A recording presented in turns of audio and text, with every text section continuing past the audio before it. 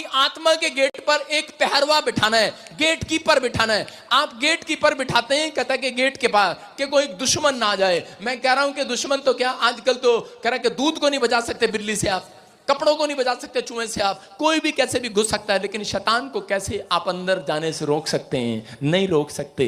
आप समझ में नहीं आ रहा। कहता है कि वो प्रॉब्लम को आप अंदर जाने से कैसे रोक सकते हैं? नहीं रोक सकते। परमेश्वर ने कहा जिसके गेट पर, कहता है कि मन पर रखवाली करेगा, खुद पैरवा बनकर बैठ जाएगा।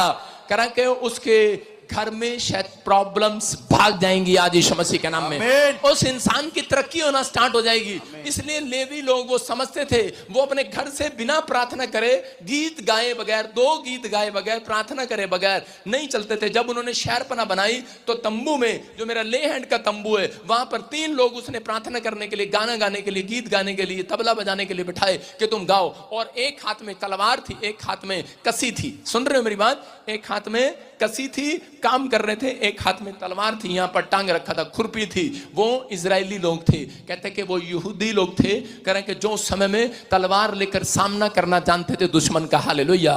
पहरवे, उन्होंने ऐसे पहरा दिया, पहरा, सारी सारी रात जागते थे, वो कोई दीवार गिराने ना जाए। मैं फिर कह रहा हूं कि आज आपके अंदर पहले दीवार बननी चाहिए। आपके अंदर कह के पहले अपने मन की रखवाली करो। पवित्र आत्मा कह रहा अगर तुमने अपने गेट पर, अपने मन पर, अपनी आंखों पर, अपने कानों पर, अपने दिमाग पर, कह रहा अपने आत्मा की रखवाली करने के लिए खुद अपना एक गेट कीपर ठहराया है, याद रखना, कह रहा कि आपकी प्रमोशन होने से कोई माई का लाल नहीं रोक सकता आज के बाद।